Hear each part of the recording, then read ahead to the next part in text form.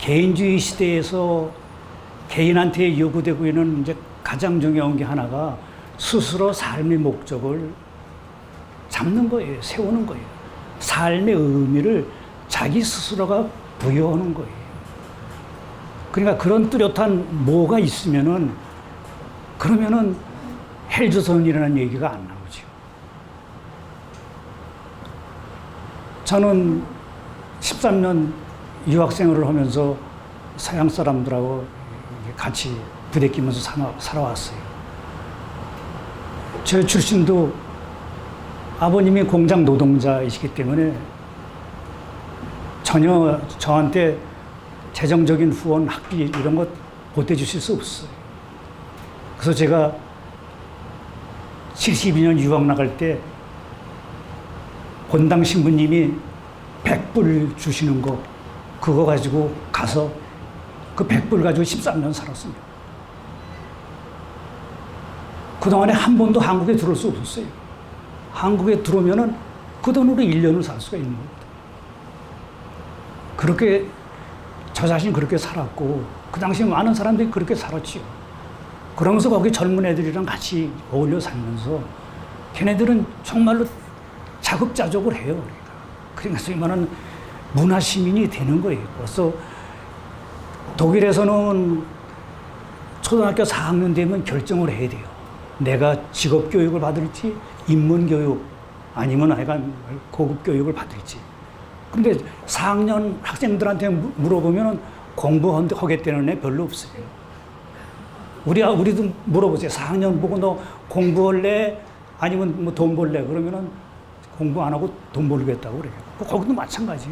그렇기 때문에 독일은 모든 게 다 공짜인데, 교육이 모든 게 공짜인데, 대학교 들어가는 거는 제가 그 당시에는 40%가 안 된 거예요. 40%. 모든 게 다 공짜인데. 왜냐? 걔네들이 네 소원이 뭐냐 그러면은 16살이 되면 운전면허 따고, 그래서 오토바이 타고 다니면서 차 살 돈은 안 되니까 18살 되면은 집 나가서 독립해서 애인하고 살고 동거. 아주 뚜렷해요. 그러니까 얘네들은 16살 되면 내 스스로 돈을 벌어가지고 오토바이 정도 사면서 내 삶을 즐기면서 이제 18살 되면 성인들이 인증이 되니까 집을 나가서 자기 애인하고 동거생활하는 거예요. 그 모든 거를 돈을 벌어야 할 수 있는 거죠. 그러니까 그 돈 벌기 위해서 다 거기에 맞춰서 인생의 플랜이 그렇게 되어 있는 거예요. 그래서 18살 애가 예를 들어가지고 이제 22살, 23살 이렇게 되어봐요. 그럼 대학 다니는 애들은 어떠냐? 대학 다니는 애들은 거기는 김나지움, 그러니까 소위 말해 13학년이죠. 우리 시국 따지면 13학년 마치고 대학 가면은 대학이 대충 거기는 13학년 마치면 학부 마친 걸로 인정을 하는 거예요. 그래서 석사과정으로 들어가는데 대충 그래서 6학기 정도, 3년 정도 석사과정하고 그 다음에 빠른 애는 2년 정도면 또 박사학위 해요. 학점만 그렇게 따면. 그래도 5년이 더 걸리잖아요.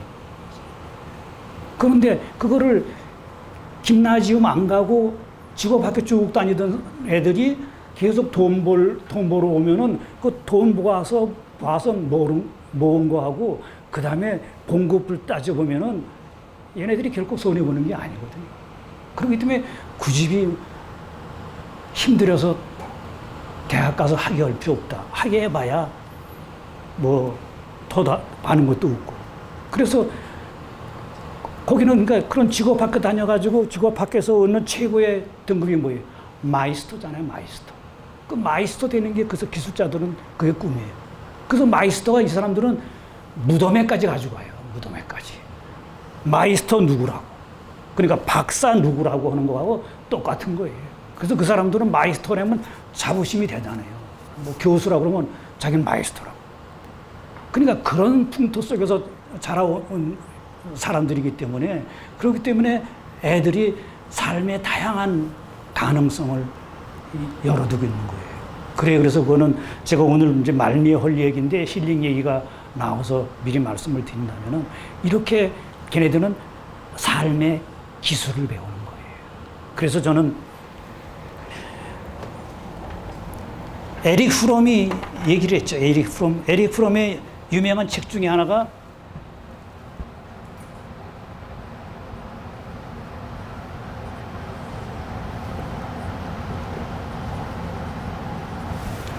쿤스트 데어 리베, 사랑의 기술이죠. 쿤스트는 사랑, 예술, 기술. 쿤스트는 예술이며 기술이 다 돼요. 리베는 이제 사랑. 그래서 저는 요즘 우리한테 필요한 거는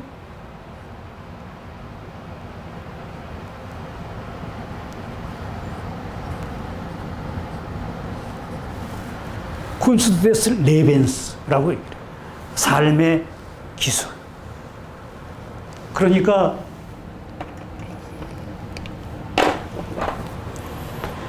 에릭 프롬이 사랑의 기술이라고 얘기했을 때 왜 그런 책을 썼냐면은 사람들이 사랑은 본능적으로 다 한다고 생각을 하는 거예요. 근데 그게 아니다 이거죠.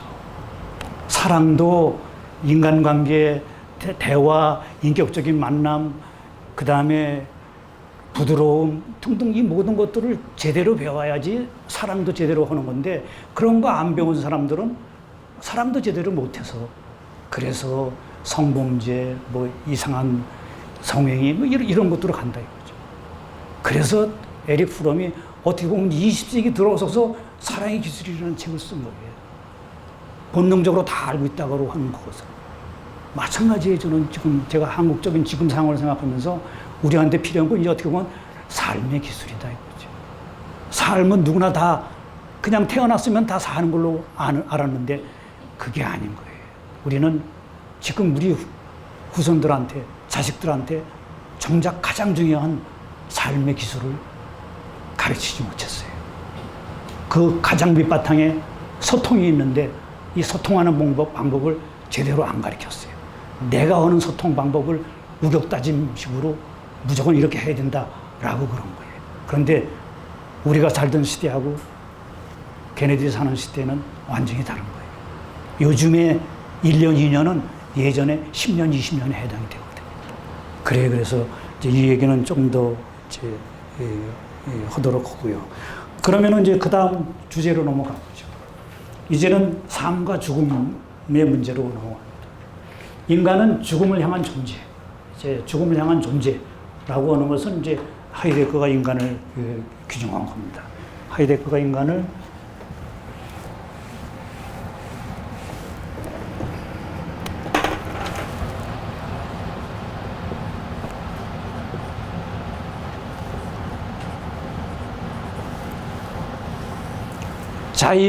자인중 토대, 죽음을 향한 존재.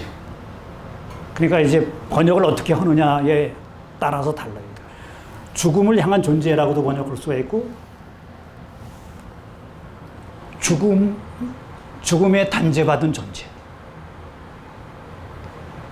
그 중토대라고 하는 것은 사형 선고 받은 사람이 바로, 그러니까 사형 선고 받은 존재.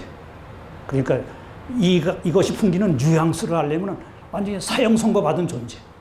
인간은 사형 선고 받은 존재. 뭐 이런 식으로 이야기될 수가 있을 정도로 이제 죽음을 인간의 본질로 보자라고 하는 것이 이제 하이데거의 독특한 거예요. 그래요. 그래서 그런 차원에서 인간은 죽음을 향한 존재라고 하죠. 철학의 시작을 볼 때 철학은 죽음의 발견에서부터 시작되었습니다. 고대 그리스에서 철학은 죽음의 예비학이었어요. 죽음의 예비학. 그러나 언제부터인가 사람들은 죽음을 인간의 가능성으로부터 빼내버렸고 죽음과 관계된 모든 것, 즉 육체, 감각 등을 제거해버림으로써 인간을 영원 이성으로만 인식하게 되었어요. 이게 이제 어떻게 보면 유럽의 역사가 그런 거예요. 유럽의 역사는 벌써 플라톤 시대부터 시작해서 이성, 영원 이것만을 강조했지 육체, 감각, 감성 이것은 무시했어요. 그래서 플라톤의 그 유명한 이데아, 동물의 비유가 바로 그거잖아요. 이성, 영혼이 볼 수 있는 것만이 진리고 감각, 육체가 보는 거는 전부 허상이다. 허상. 그래요. 이것을 이제 육체를 발견하기까지는 한참 기다려야 돼요. 이 키엘케르까지 와야 돼요. 근대에서 가장 확실한 것은 육신이 아니라 사유였습니다. 죽음을 발견하기 위해서는 키르케고르까지 기다려야 했습니다. 키르케고르는 데카르트의 명제를 뒤집습니다. 그는 가장 확실한 진리는 사유함에 있는 것이 아니라 나는 죽는다는 것에 있음을 주장합니다. 누구나 죽음에 처해 있음에도 누구도 자기의 죽음을 인정하려 하지 않습니다. 타인의 죽음 앞에서 사람들은 죽음이 자기 몫이라고 받아들이기를 꺼려합니다. 그렇죠. 요즘 영화 중에서는 이제 그런 영화들이 많아요. 그러니까 인간을 뭐로 알고, 그러니까 뇌에 있는 어떤 걸로 알고, 그것을 몽땅 그거만 싹 뽑아가지고 조그만 요즘 시골에 가면 칩이냐 이런 데다 넣는 식으로 영화를 그런 식으로 하잖아요. 그래서 젊은 육체를 빌려다가 그 사람을 죽여가지고 자기의 그거를 집어넣어서 살아나가는 식으로 그런 식으로 되는 영화들이 있더라고요. 그거는 이제 그런 식으로 보는 거죠. 인간을 이루는 게 요즘은 뇌하수체에는 뭐가 있다라고 해가지고 그렇게 얘기를 하는데 그렇게 되진 않겠죠. 이제 그거는 이제 그 사람들의 환상 속에 생각을 하는 거고, 어떻게 보면은 이제 죽음 앞에서는 다 평등하다는 거, 그것만이 어떻게 보면은 지금 이 세상에서 억울하게 사는 사람들이 마지막 판할 수 있는 하느님의 정의일지도 몰라요.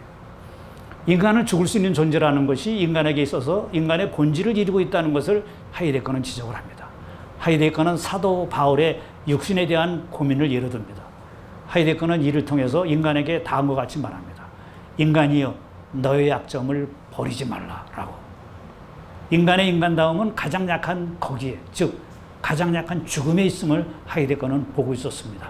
오로지 인간만이 죽을 수 있는 자이며, 인간이란 죽음을 향해 있는 자로서 인간만이 죽음으로 대면할 수 있다고 말합니다. 그래서 죽음으로 죽을 수 있는 존재는 오로지 인간뿐이다 라고 이야기를 합니다. 다윈의 진화론이 발표되었을 때 사람들은 이를 축하하는 축제를 벌였다고 합니다. 야, 이제 우리는 원숭이구나 라고. 여태까지는 청교도적인 엄격함 속에서 온갖 영혼으로서 지켜야 할 그 모든 것들이 있었던 거죠. 그 굴레에 씌여가지고 육체적인 쾌락은 아예 맛볼 생각도 못 하다가 이제 다윈이 진화를 해서 너희들은 원숭이야, 동물이야 라고 하니까, 야, 우리는 이제 동물이구나, 이제 해방됐구나 라고 했을 정도라고 합니다. 다윈의 진화는 인간들을 원숭이에서 진화한 결과로 봄으로써 인간은 동물이되 이선적인 동물이라는 식으로 인간에게서 육체를 제거해버리는 당시의 엄격한 체계로부터 벗어날 수 있는 계기를 마련해 준 셈이 된 거죠. 이게 이제 어떻게 보면은 역사의 아이러니인 거예요. 우리가 아무리 인정하지 않으려 해도 인간에게 확실한 것은 죽음입니다. 그러나 우리에게 죽음이 언제 들이닥칠지는 아무도 모릅니다. 따라서 죽음만큼 확실한 것은 없지만 또한 그것만큼 불확실한 것도 없습니다. 그래서 이렇게 말놀이가 할 수 있죠. 죽음의 확실성. 죽음은 언제든 닥치잖아요. 그런데 죽음의 확실성의 불확실성. 언제인지는 아무도 모르는 거예요. 그렇다고 멋대로 살아야 되느냐? 그게 아닌 거예요. 죽음의 확실성의 불확실성의 또 확실성. 우리는 항상 죽음을 예비해야 되는 거죠. 그래서 말씀드렸죠. 철학의 시작에, 철학은 뭐냐? 죽음의 예비다 라고 그랬어요. 예, 이렇게 죽음에서 또한 가장 분명한 것은 어느 누구도 자신의 죽음을 대신할 수 없다는 것입니다. 죽음은 한 개개의 현존자에게 독특하고 고유한 것이므로 그것을 어느 누구로 하여금 대신 맡게 할 수는 없습니다. 죽음 앞에서는 그야말로 모든 사람이 평등한 것이죠.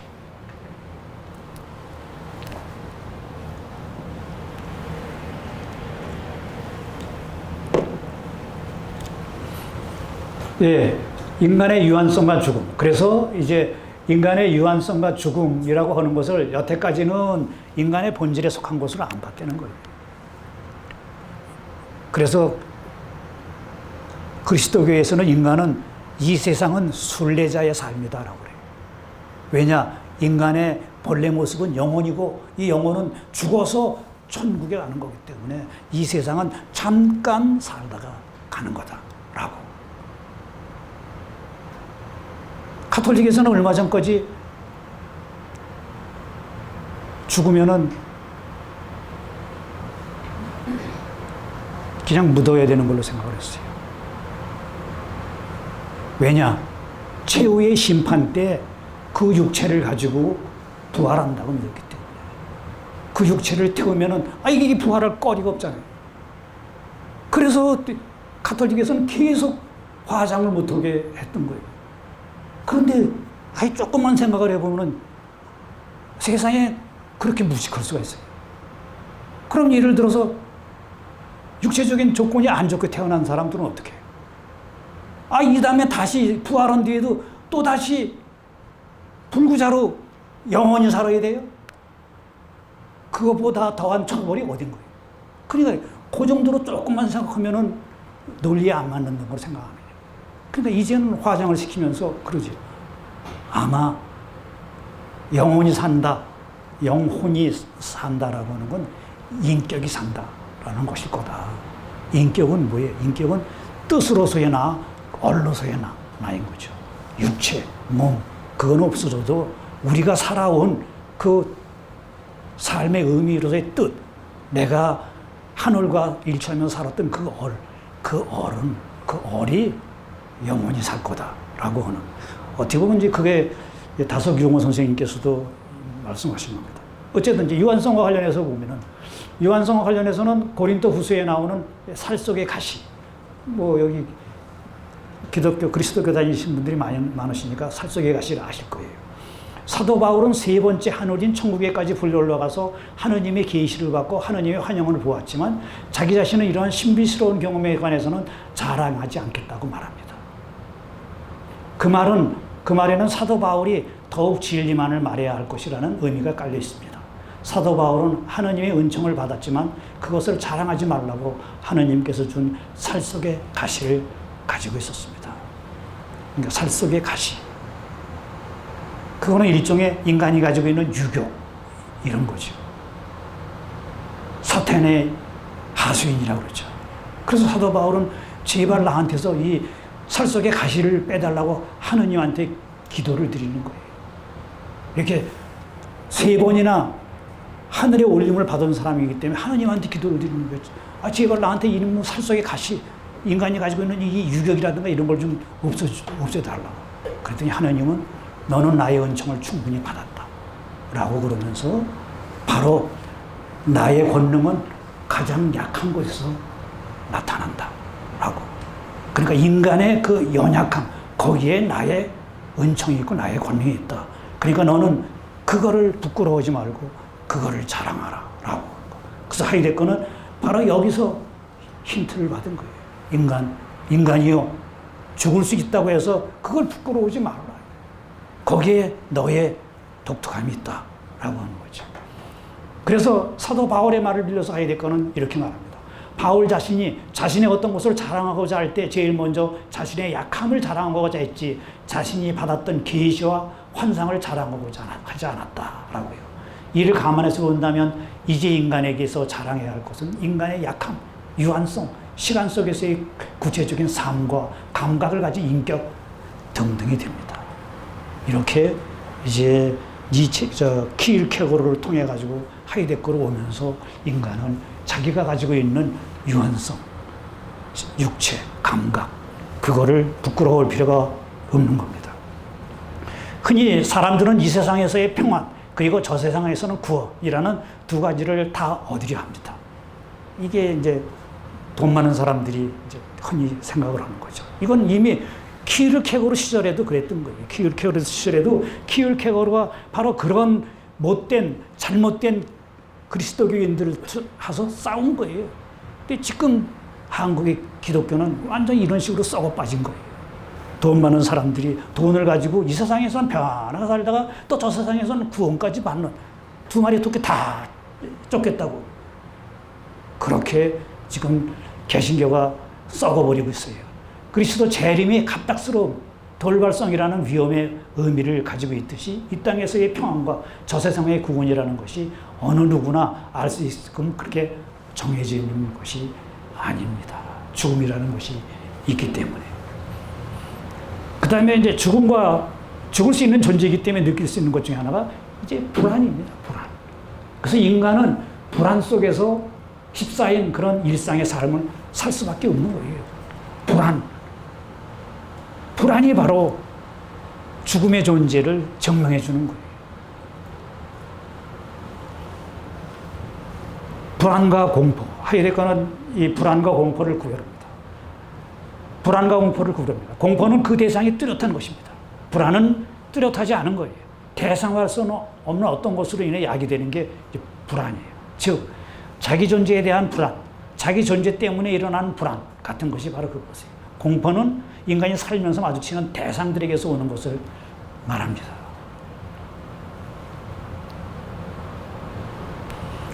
텍스트에는 나와 있지만 사르트르가 이제 하이데거 영향을 받아가지고 존재와 무를 쓰죠. 그래서 사르트르의 대단함은 사르트르는 그러니까 철학적인 주제를 이게 문학적으로 아주 재밌게 푸는 능력이 있어요.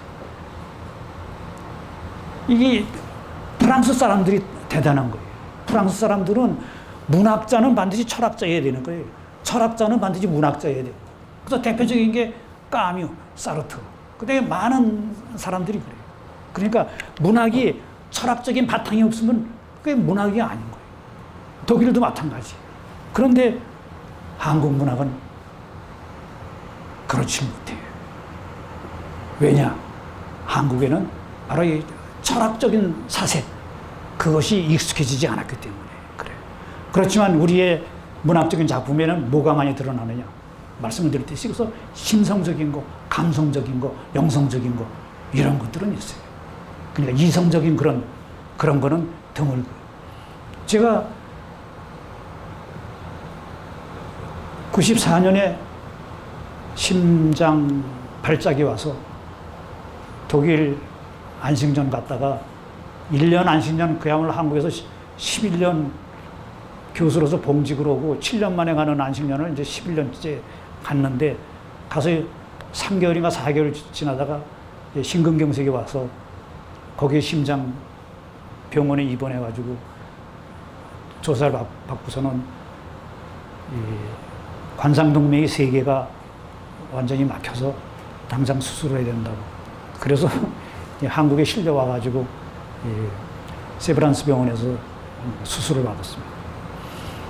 그때 수술을 받고 나서 그 당시에는 이제 바이패스를 받았기 때문에 바이패스에 대해서 아시는 분 아시겠지만 완전히 그건 뭐 온몸을 다 잘라내는 거예요. 여기서부터 저는 가슴에서부터 여기 배때기까지 전부 찢어져 있고 그 다음에 허벅지를 타고 쭉 내려가서 그 정맥을 훑어다가 그걸로 관상동맥을 이제 바이패스로 만드는 거죠.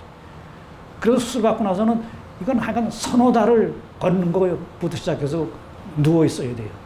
그래서 이 기회를 통해서 내가 좀 한국 문학 작품을 좀 읽자라고 해가지고 근데 제가 그 당시 그때까지 읽어본 책 중에는 이문열 씨만이 철학적인 밑바탕이 되어 있더라고요. 그래서 이문열의 작품을 몽땅 다 사다가 그 당시 병상생활을 하면서 이문열 작품을 다 섭렵을 했어요. 그래서 야, 내가 이문열에 대해서 논문을 한 10편은 써야겠구나 해가지고 이제 국리를 했는데 딱 한 편 쓰고 나서 이제 몸이 괜찮아지니까 더 이상 이제 문학적인 것에 대해서 뭐 쓰기가 그렇더라고요. 그래서 이제 쓰질 않았는데 그래요. 제가 이문열 그 사람의 작품에서는 철학이 보이더라고요.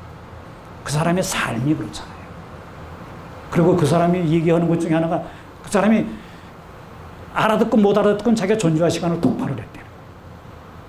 그렇게 존재와 시간을 독파를 하고 까미를 읽고 사르트를 읽고 그 사람은 그렇게 철학적으로 섭렵을 한 거예요. 그래서 젊은 날의 초상 이거는 완전히 실존주의의 냄새가 그대로 쫙 흘러요. 그 다음에 뭐죠? 하느님의 아들. 사람의 아들. 예, 사람의 아들이라는 작품. 그거는 기독교적인 배경이 밑바탕에 깔리고, 그 다음에, 그 토스트의 에프스키적인 그런 뭐가 서사가 있지 않으면 불가능한 거거든요. 그래서 저는 이문열 씨는 굉장히 존경을 합니다. 그래요.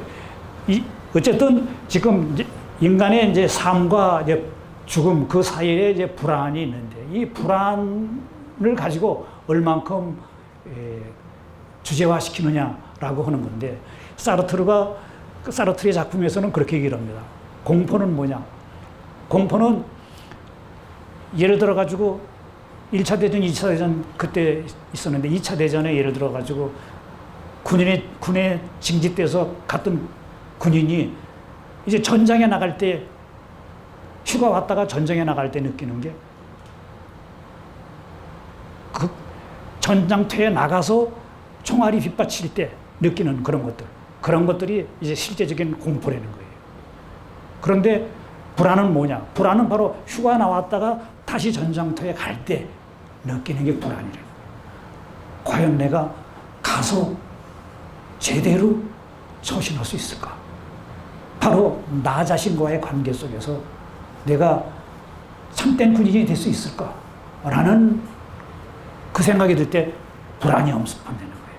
이렇게 사르트르는 아주 멋있게 작품 속에서 얘기를 합니다. 여기서 중요한 건 불안과 죽음이 지닌 연계성입니다.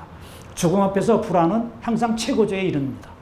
또한 철학에서 삶과 죽음의 관계는 끊임없이 보완적인 관계를 유지하고 있는 건데, 철학이 삶에 대해 반성하기 시작한 이래 철학은 죽음과 삶을 항상 같이 보았고 죽음을 준비하는 학문으로서 그 위치를 지켜왔어요. 그래서 인간이 있는 한 죽음에 대한 불안은 있는 거예요. 마틴 루터가 비텐베르크 논쟁 명제, 지금 텍스트에는 요 비텐베르크 비젠베르크라고 되어 있는데 그건 오자니까 바꾸시고요. 비텐베르크 논쟁 명제의 24번째 명제에서 뭐라고 그러냐면, 죽는다는 것은 죽음을 현재적으로 느낀다는 것이다 라고 얘기를 합니다. 제가 강조하듯이 하이데거가 루터를 굉장히 좋아했어요. 그래서 루터의 작품을 많이 읽었어요. 그래서 지금 이 말을 하이데거가 전주화 시간에서 나름대로 활용을 하는 거예요. 인간을 죽음과의 관련 속에서 파악하는 것과 그 맥을 같이 하는 것입니다. 하이데거는 인간을 죽음을 향한 존재라고 말하면서 현사실적인 실존은 그의 죽음을 향한 존재의 극단에서, 이 본래적인 불안에서, 자기의 양심이 자기의 내부에서 자기 자신을 본래적인 실존으로 부르는 소리를 들을 수가 있다라고 이야기를 합니다. 하이데거는 불안감이 없이 사는 사람을 철저하게 그들 속에 빠져 살고 있는 사람이라고 합니다. 하이데거는 불안이 피어오도록 그대로 놔두라고 공부합니다. 불안 속에서 우리가 대면하는 것은 결국 자기 자신입니다. 하이데거는 불안을 그 자체로 마주 대할 수 있는 용기, 즉 불안의 용기를 가져야 한다고 말합니다. 근데 우리는 이런 훈련이 되어 있지 않은 겁니다. 불안, 그거는 빨리 없애버려야 되는 것이죠. 그렇기 때문에 그걸 없애기 위해서 어디로 갑니까? 술 마시러 가죠. 그래서 외국 학생들이 한국 와서 놀리는 것이 그거라고 그러잖아요. 대학생들이 왜 이렇게 술 마시는 걸 좋아하고, 술 마시러 가서는 뭐 학문 얘기하면서 한두 잔 마시는 것도 아니고 쓸데없는 얘기하는 걸로 세월하면서 술을 마시는 거 놀리는 거. 그것은 우리가 우리 자신에 대한 관계를 어떻게 설정할지를 잘 모르기 때문에 그렇습니다. 불안의 용기를 갖는 사람은 자신을 대면하는 사람으로서 자신이 어떻게 살아야 할지를 생각하는 사람입니다. 그 사람은 그동안 자기가 매달려 있던 것들이 사실 아무것도 아니었다는 것, 아무런 의미가 없다는 것을 깨달은 사람입니다. 그러니까 무를 대면하는 사람이죠. 이 아무것도 아닌 무인데, 아무것도 아님을 깨달은 것은 그간에 매달려왔던 것들이 다 부질없는 것으로 무화되는 것을 의미합니다. 그때 비로소 나는 그들 속에 푹 빠져 있음으로부터 나 자신을 되찾아올 수 있고, 나 자신을 대할 수 있으며, 나 자신을 스스로 택할 수 있게 됩니다. 이것이 바로 결단입니다. 선택과 결단. 그런데 우리 애들한테 없는 것이 뭡니까? 바로 선택장애, 결단장애인 거죠. 하이데거를 철학을 실전 철학이라도 그러는데 이 실전이 뭐냐 하면 실전은 이렇게 스스로 자신을 만들어가는 것입니다. 스스로 자신을 만들어가는 거예요. 실존이라는 개념은 인간만의 독특한 존재 방식, 즉 존재의 양태를 지칭하기 위해서 고안된 개념입니다. 다른 존재자들은 그 존재 방식이 고정되어 있지만 인간의 존재는 고정되어 있지 않고 가능성이 활짝 열려 있다라고 보는 거죠. 이것을 다른 말로 존재 가능이라고 표현합니다. 한마디로 인간은 스스로 존재할 이유를 세워서 자신이 살아갈 방식을 스스로 결정해야 하는 그런 존재입니다. 이것을 철학적으로는 자신의 존재를 존재해야 한다. 인간은 자신의 존재를 존재해야 돼요. 여기 이 책상은 이렇게 만들어져 있어서 그냥 책상으로서 있다가 책상에 구실을 못하면 갖다 버리는 거죠. 이렇게 책상뿐만이 아니라 고양이, 쥐, 개 다들 이미 존재가 고정되어 있어요. 확정되어 있어요. 그렇지만 인간만이 고정되어 있고 확정되어 있지 않아요. 그래서 하이데거는 그래요. 인간은 죽는 순간 그 전까지 계속 가는 존재예요. 그래서 인간은 뭐 죽는 순간까지 꿈을 꾸잖아요. 죽는 순간까지도. 자기 자신에 대해서 자기 자신의 가능성을 열어놓고 있습니다. 그래서 인간의 과제는 바로 이 그들의 사슬에 올가매어져 있다는 이 사실을 깨닫고 거기에부터 해방되어서 참된 자신을 찾는 데 있습니다. 우리 사회는 젊은이들에게 실전의 방식을 위한 천차만별의 가능성을 만들어 제공할 수 있어야 합니다. 그러기 위해서는 먼저 어려서부터 이들이 가지고 있는 소질과 재능, 끼와 멋을 다양하게 펼치게 할 수 있는 쌍방향 소통의 교육제도부터 만들어야 한다고 봅니다. 그래요. 우리한테 부족한 것은 바로 그겁니다. 다양한 삶의 방식이 있다라고. 그것을 바로 너희들 스스로가 선택한다라고 하는 거. 그런데 우리는 어떻습니까? 부모가 정해준 거, 사회가 정해준 거, 교회가 정해준 거, 다 정해준 거에 따라서만 뭐가 돼야 된다라고 그래요. 요즘 애들은 그래서 이제 꿈이 뭐냐 그러면 그 부분마저 싫어해요. 꿈이 없다라고 그러죠. 꿈이 없는 게 꿈이라고 그래요. 그러니까 가능 존재를 포기하는 거예요. 가능 존재. 그게 우리의 비극인 겁니다. 그렇지만 여러분들은 다 아시겠죠. 애들이 2살, 3살, 4살 그때 보세요. 얼마나 천재적입니까? 그때 제대로 된 끼, 멋 이것을 살려주면은 지금 우리 애들은 커서 온갖 재능을 다 발휘할 거예요. 그런 애들이 지금 문화계에도 꽤 많이 있죠. 이제 4번째 주제로 가서 이제 생명의 패러다임을 찾아서 죽음의 문명이 아닌 삶의 문화를 이제 한국적인 독특함을 이제 생명으로 보고 얘기를 합니다. 최명희 선생님의 혼불 중에 나오는 대목입니다. 땅과 하늘. 땅은 하늘의 음덕을 거스르지 않았다. 한 번 땅에 떨어진 싹은 두말 없이 품고 있다가 욕심 없이 지표로 토해냈고 묵묵히 자신의 젖을 먹여 살찌게 길러주었다. 거둔 뒤에 누구의 것으로 목 쥐어지든지 아무 상관없이 탐스럽게 알곡을 채워주는 땅은 곡식과 식물과 산과 강의 엄이었다. 땅에 떨어진 것은 무엇이든지 썩는다. 땅이 무엇을 거부하는 것을 본 일이 없다. 사람이나 짐승이 내버린 똥, 오줌도 땅에 스며들면 거름이 되고 독이 올라 욕을 하면 내뱉은 침도 땅에 떨어지면 삭아서 물이 된다. 땅은 천한 것일수록 귀하게 받아들여 새롭게 만들어준다. 이것이 한국적인 생명학적인 사고방식이에요. 저는 동서양의 자연관의 차이가 있다라고 보는 거예요. 관리인, 정복자, 그전에는 장복자였는데 이거를 요즘은 관리인이라고 성형에서도 바꿔요. 창세기 1장 18절을 보면은 하느님께서는 당신의 모습대로 지어내신 아담과 하에게 복을 내려주시고 말씀하셨다. 자식을 낳고 번성하여 온 땅에 퍼져서 땅을 정복하여라. 바다와 바다의 고기와 공중의 새와 땅 위를 돌아다니는 모든 짐승을 부려라. 제가 왜 여기서 창세기하고 도덕경을 비교하느냐. 이건 문화권이 다른 거예요. 그러니까 인류가 자연 속에 던져서 살았던 건 동양이나 서양이나 똑같았어요. 말씀드렸듯이 그것이 이제 200만 년 전이라고 거슬러 올라온다. 그러다가 자연 속에 자연과 더불어 살면서 이제 의식이 생기면서 그것을 기표화하기 시작했죠. 기록으로 남기기 시작했죠. 그게 대충 역사 시대라고 그래요. 그게 대충 5천 년 지난 거예요. 그 역사 시대가 되면서 그 기록이 남은 것, 그것이 우리한테 전해지는 것, 대충 그것이 4, 5천 년 전에 바로 한쪽에서 서양의 기록은 창세기고 동아시아의 기록은 도덕경인 거예요. 바로 여기에 인간이 자연을 어떻게 생각하고 살아왔는지에 대한 집약된 의식이 표출되고 있는 거죠. 그래서 서양에서는 바로 자연을 그렇게 정복하는 것처럼 살아왔던 거예요.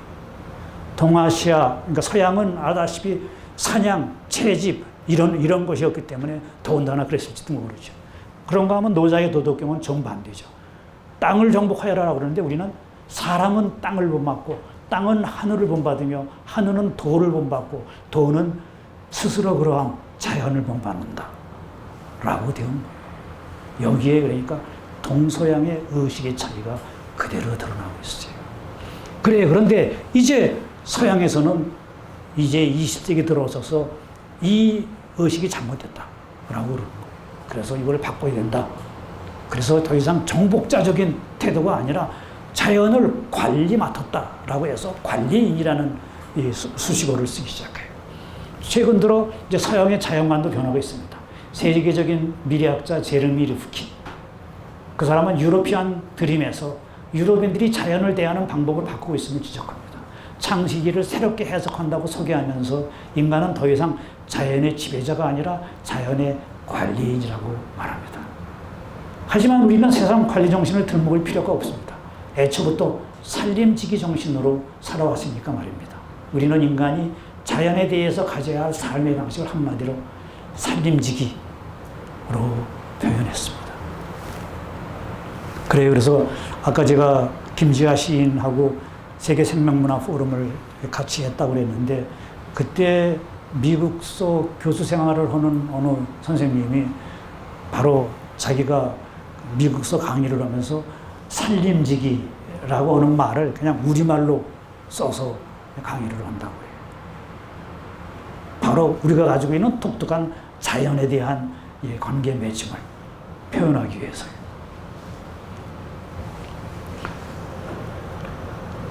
살림살이의 지혜는 삶을 알고 살림을 실천하는 것이다.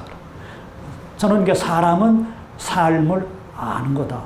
삶을 아는 것. 그래서 이 삶을 안다라고 하는 것이 사람이다.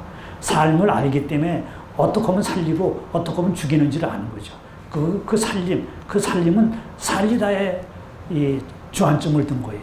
그래서 인간의 삶이라고 하는 것은 살림살이라고 그랬던 거예요. 인간의 삶은 모든 것을 살려라 라고 하는 거죠. 그래서 예전에 보세요. 예전에 60년대, 70년대만 해도 이 땅에 쓰레기가 없었습니다. 지금 농촌에서 사신 분들은 아실 거예요. 우리 성천 선생님은 더 잘 아셨을 때. 쓰레기가 없었죠. 모든 것이 다 재활용됐던 거예요. 재활용. 근데 지금 뭐예요? 쓰레기가 넘쳐나는 게 지금 문제예요. 왜냐? 예전에 우리는 살림살이를 살았기 때문에 그런 거예요. 모든 것을 다 자연으로 되돌려 놨기 때문에 우리 스스로도 살고 자연도 살고 그랬던 거예요. 그런데 이제 서구가 되면서 근대화가 되면서 이제 쓰레기 천지가 되고 있는 거죠. 삶이라고 하는 거 그게 뭐냐? 삶이라는 것은 생명력을 불태우는 사름. 삶은 원래 사름이죠. 사름을 뜻합니다. 우리말 사람은 바로 삶에서 나왔습니다. 이 삶에는 사르다라는 의미가 들어있습니다. 하늘로부터 받은 자기 생명의 에너지를 사르는 것입니다. 그런데 인간은 단순히 자신의 생명력을 사르기만 하는 존재가 아니라 인간은 하늘과 땅 사이에 있는 모든 생명체와 더불어 생명력의 교감을 나누는 존재예요. 그래서 어떻게 사는지를 아는 거죠. 우리 선조들은 존재하는 모든 곳에서 고정된 있음을 본 것이 아닙니다. 모든 것이 끊임없이 변화하며 되어가는 살아있음을 보았습니다. 그래서 우리는 있음이 되어감이고, 그래서 우리는 본질이 뭐냐, 속성이 본질이 뭐냐라고 했을 때 그 본질에 대한 우리말은 됨됨이에요. 됨됨이. 본질에 대한 순수 우리말은 됨됨이에요. 서양의 본질은 뭐예요? 서양의 본질은 절대 변하지 않는 거예요. 절대 변하지 않는 거. 근데 우리는 됨됨이라고 했어요. 끊임없이 되어가면서 변해가면서 피드백, 삶의 대목임이 되고 그래서 만들어져 가는 거예요. 그래서 우리는 우리말에 군자가 뭐냐? 그러니까 사실은 군자라는 말을 요즘은 쓸 수가 없죠. 군자는 왕만 군자인데, 그렇기 때문에 유견이 뭐니 이런 데서 군자가 되라고 하는 거는 정말로 시대에 뒤떨어진 얘기죠. 소수 잘 나가는 사람들한테만 통하는 거죠. 그래서 다섯 선생님은 군자를 뭐라고 번역해야 되느냐라고 했을 때 군자는 된 사람이라고요. 된 사람. 제대로 된 사람이 군자다 이거죠. 제대로. 사람같이 된 사람. 그래서 되어가는 그 과정에 된 이라고 얘기를 하죠. 그렇게 우리는 되어감을 강조를 했던 거예요. 그래서 이제 되어가는, 끊임없이 모든 것은 되어가는 것이라고. 이 되어감의 원칙에서 우리가 주목해야 할 것은 비움이며 없어짐이며 사라짐이며, 되어가면서 우리 우주현상의 본질적인 차원을 감지했을 때 거기에서 부각될 수 있는 근본 개념은 있음이 아니라 없음입니다. 그러니까 되어감도 그렇고 비움도 그렇고 사라짐도 그렇고. 그래서 이제 나중에 말씀을 드리겠지만 유명한 한국의 사진 작가 기마타라고 하는 사람은 바로 여기에서 사라짐의 미학이라고 하는 이야기를 합니다. 그거는 이제 나중에 그때가 되면 말씀을 드리도록 하죠. 우주 살림살이의 대원칙을 저는 이제 생명의 이 한어를 섬기는 것이라고 말씀을 드립니다.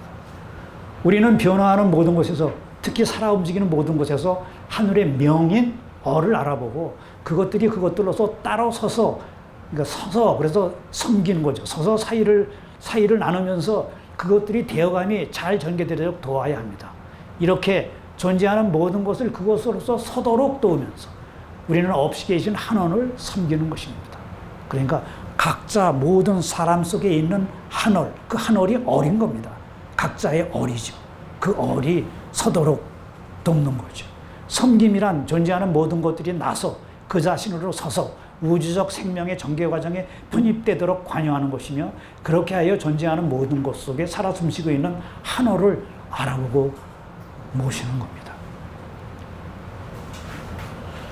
한국인들은 자연 속에서 서양 사람들은 보지 못한 그런 생명의 법칙을 보았습니다. 그것은 자신을 나누고 비워서 다른 생명을 살려나가는 그런 살림의 원칙입니다.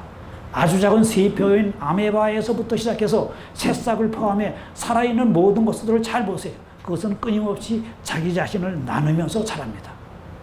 나눔이라고 하는 것은 새로 태어나서 갈라져 나오고 갈라지며 나눠지면서 자라나간다는 의미가 있습니다. 나누지 않으면 죽습니다. 그렇기 때문에 나눔이 중요한 것이죠. 홈불에 나오는 말을 마지막으로 4장의 마지막으로 인용합니다. 목숨만큼 소중한 것은 세상에 없지.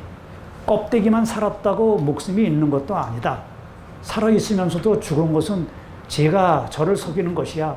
살아있다고 믿고 있지만 실상은 죽어버린 것이 세상에는 또한 부지기순이라 어쩌든지 있는 정성을 다 기울여서 목숨을 죽이지 말고 불씨같이 잘 보존하고 있노라면 그것은 저절로 창성하느니 라고 홈플에 나오는 주인공이 얘기를 하고 있습니다.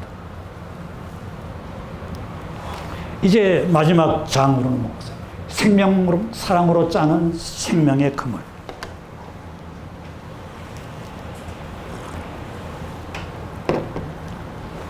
생명의 그물이라고 하는 것은 카프라라고 하는 사람이 쓴 책의 이름이죠. 근데 그 양반이 그런 책의 이름을 썼을 때는 바로 동아시아에서의 인드라의 그물망, 그 그물을 염두에 둔 거예요. 그러니까 서양 사람도 동아시아의 생명에 대한 논의를 보니까 이건 근대 과학, 현대 과학하고도 맞물려 가고 우리의 생명, 지구 생명에 대한 접근 방식하고도 맞아들어간다 이거예요. 지금 여기 인용하고 있는 이 사람은 에드워드 윌슨이라고 하는 사람이에요. 생물학자 에드워드 윌슨. 이 사람은 아주 대단히 유명한 사람이고 국내에서 이 사람이 유명해진 건 이 사람의 제자 때문에 유명해진 거죠. 누구냐? 최재천 선생. 최재천 선생이 이 사람의 책을 번역을 해서 통섭이라고 번역을 했습니다. 저는 그 통섭, 그거는 정말로 제목을 잘못 붙였습니다. 그건 제가 나중에 말씀을 드리겠지만. 어쨌든, 바로 최재천 선생님의 지도교수인 이 사람입니다. 이 사람이 바로 이제 생명사랑이라고 하는 용어를 만듭니다. 비오필리아. 필리아는 사랑이라는 뜻이에요. 필로소피 하면은 필로, 거기에 필로가 나오는 거예요. 필로소피는 지혜에 대한 사랑이잖아요. 여기 비오는 제가 말씀을 드리지 않았군요. 비오는 비오스라고 해가지고 생명이라고 하는 뜻이 있어요. 개체의 생명. 그 생명, 비오스를 사랑한다라고 하는 것이에요. 생명에. 이 윌슨에 따르면 인간에게는 자연과 교류하는 선천적인 욕구가 있습니다. 윌슨은 그것을 생명사랑이라고 표현합니다.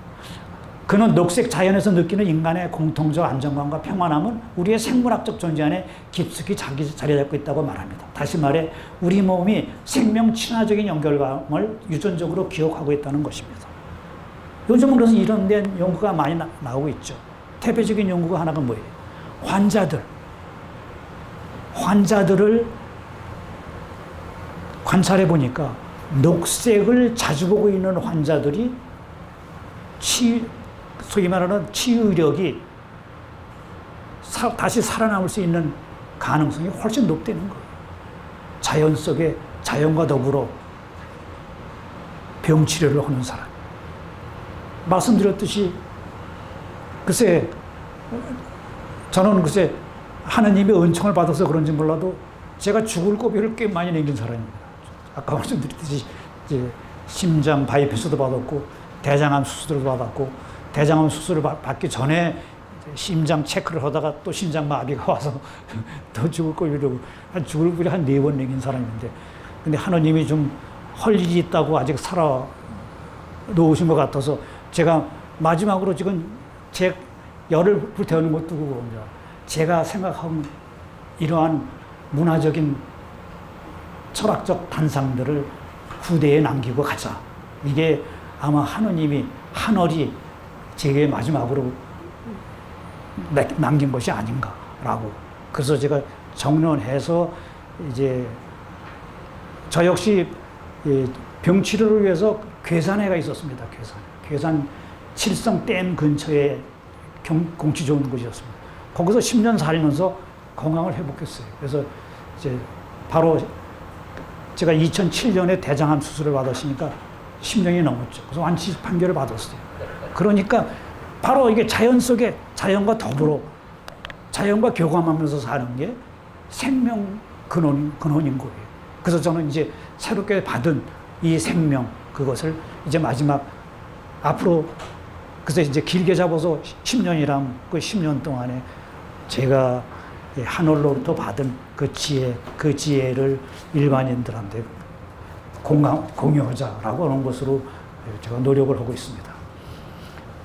우리는 이들 생명체에서 같은 지구에서 살아가는 동료임을 공감하는 생명의 신비로움을 느낍니다.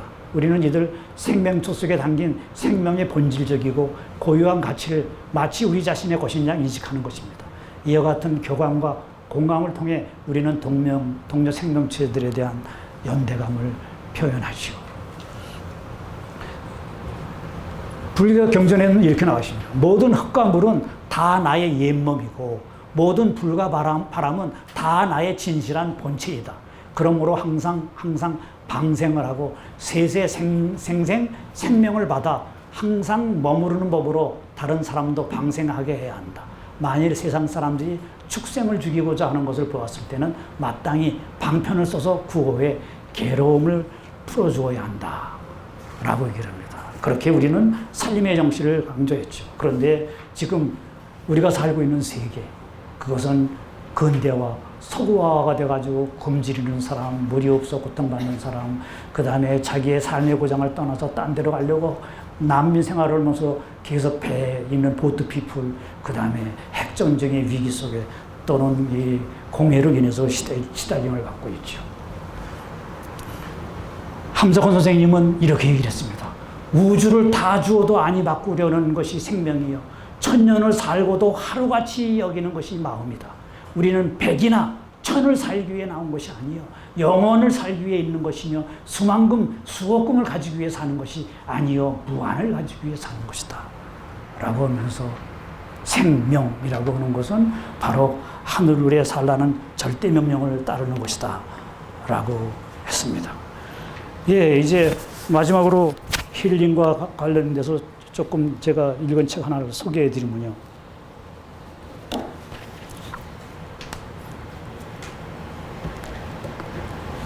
상처받지 않는 삶이라고 하는 책이 있습니다. 상처받지 않는 삶. 상처받지 않는 삶. 뭐 요즘은 이게 제목을 이렇게 요즘 이제 힐링이 유행이니까 이렇게 붙였어요. 근데 사실은 이 책 원제에는 상처 얘기는 있지도 않아요. 그런데 이제 우리가 이제 그렇게 붙였죠.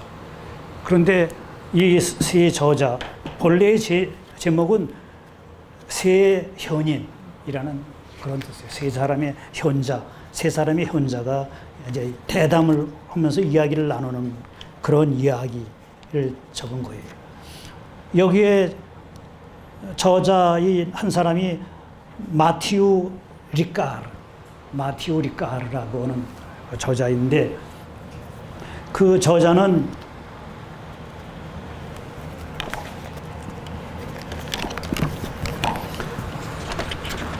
아버지가 철학 교수예요.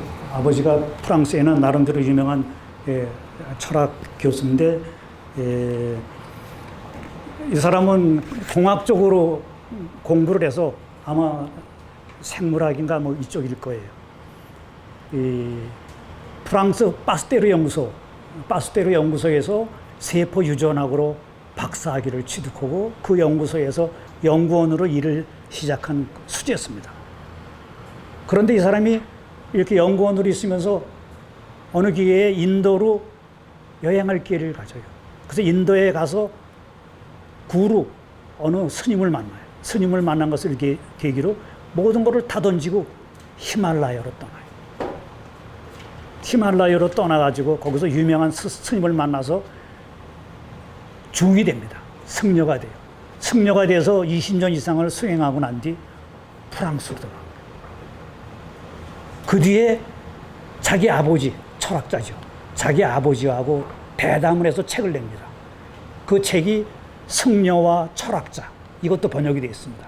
승려와 철학자라고 하는 책인데 이 책이 프랑스에서 완전히 베스트셀러가 됩니다. 바로 서양의 철학자하고 동아시아를 보고 히말라야에서 수행을 한 그 아들, 승려, 이 두 사람의 인생에 대한, 우주에 대한, 뭐 이 모든 것에 대한 대화, 그거를 적은 것이 아주 유명한 책이 됩니다. 이것으로 인해 가지고 리까르 이 사람이 유명인이 됩니다. 지금 여기 세 사람의 저자 중에 한 사람이 바로 이 사람입니다.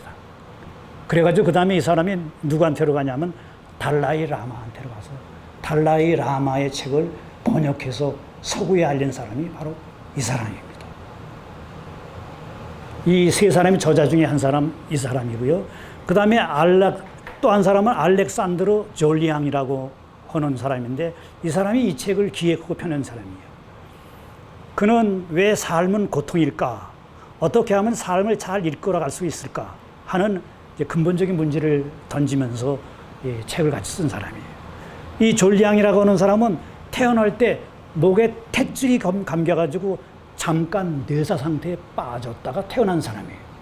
그래서 선천적으로 장애인이에요. 선천적으로 뇌성마비 장애를 안고 태어난 사람이에요. 그래서 학교도 특수학교 다니고 그래서 살아가는 법을 열심히 배워야 했어요. 그렇지만 어렵사리 공부하고 공부해서 철학 박사 학위를 취득합니다. 그 다음에 이 사람이 글 쓰는 재주가 있어서 자기의 이런 고통과 관련된 책들, 그것들을 책으로 내가지고 이 저술가로서 아주 유명해져요. 이 사람이 한국의 선수행을 배우기 위해서 한국에 와요. 이 사람이 이제 가톨릭 신자인데, 그래서 한국의 선수행을 배우면서 한 2년 동안 있으면서 지금 이 세 사람의 저자하고 같이, 딴 사람, 또 한 사람은 이제 심리학자예요. 정신과 의사, 사람. 그 세 사람하고 같이 상처받지 않는 삶. 아까 말씀드렸듯이 세 사람이 현자라는 뜻이죠. 그래서 철학자, 스님, 정신과 의사가 들려주는 따뜻한 위로라고 하는 책. 그래요. 이 책은 그야말로 이제 세 사람 고통 속에서 자기 자신을 찾아다니는 사람들이에요. 그러니까 그게 중요한 거예요. 우리는 고통 없이 자기 자신을 찾으려고 하는데요. 문제가 있는 거예요. 그래서 이 책은 바로 이제 이런 책인데, 저는 요즘 나오는 치유와 관련된 거, 그 일반인들을 위한 인문학 책이니 이런 걸 보면서 너무 어이가 없는 거예요. 거기서는 미움받지 않을 용기에서 얘기하는 그런 스타일로 노력하지 말고 고통받지 말고 이런 얘기만 하는 거예요. 그렇지만 우리말의 알이 뭡니까? 우리말의 알은 아픔을 통해서 배운다라고 하는 거거든요. 그래요. 그래서 그 아픔 없이 알을 배운다고 하는 것 자체가 제가 보기에는 모순이 있는 거예요. 간디는 이렇게 말을 했습니다. 이 세상은 우리의 필요를 위해서는 풍요롭지만 탐욕을 위해서는 궁핍한 곳이다. 이 사람의 말이 맞죠. 그래요. 그래서 여기서 더 나가서 이제 마더 대리사는 나눔 없이 평화 없다 얘기했죠. 가진 것이 많을수록 줄 수 있는 것은 적습니다. 가난은 놀라운 선물로서 우리에게 자유를 줍니다. 그것은 우리가 하느님께 향하는 데 장애물을 적게 가진다는 것을 의미합니다. 고맙습니다.